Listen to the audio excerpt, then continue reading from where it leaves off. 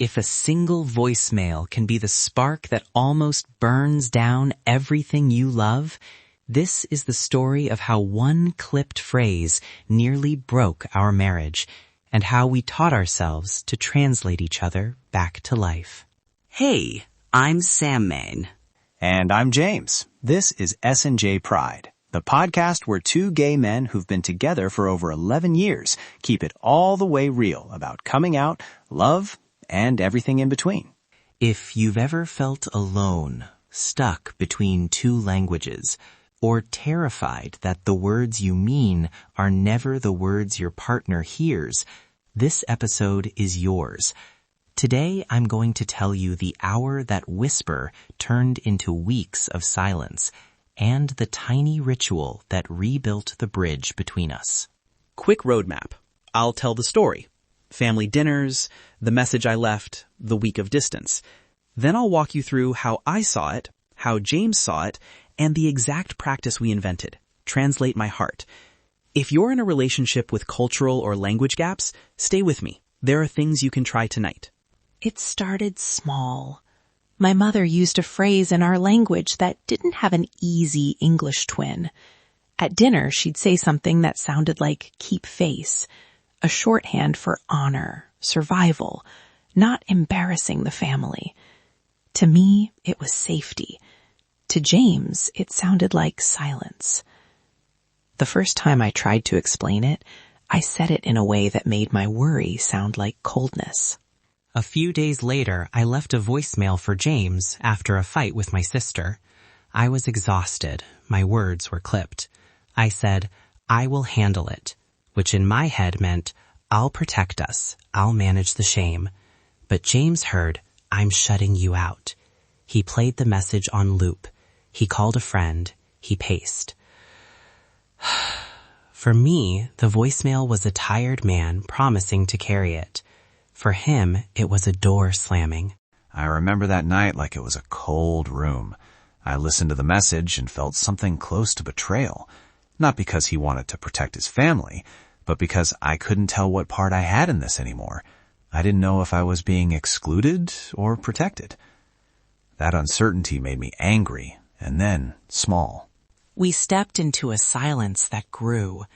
Not dramatic shouting, just fewer words, fewer check-ins, less reaching across the bed. Little micro-decisions piled up.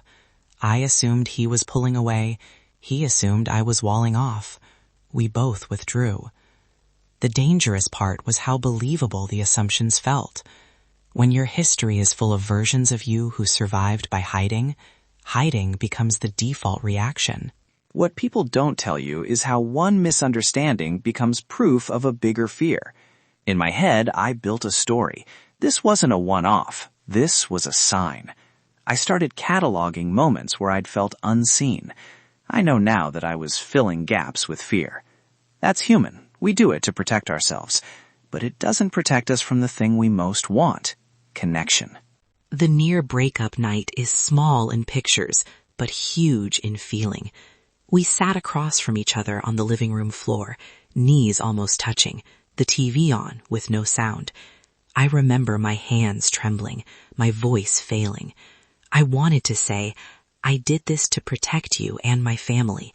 Instead, what came out was a mixture of shame and defense. He heard deflection.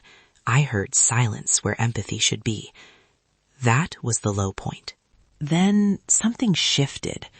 I realized the fight wasn't about who was right. It was about translation. Not words on a page, but emotional dialects. The way my cultural instinct to keep face translated into, I will bear it alone. And the way his fear translated that into, you're choosing them over me. Once I saw that, I stopped wanting to win and started wanting to be understood.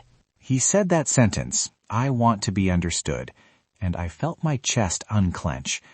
For the first time that night, I heard an invitation, not a defense. We made a rule then.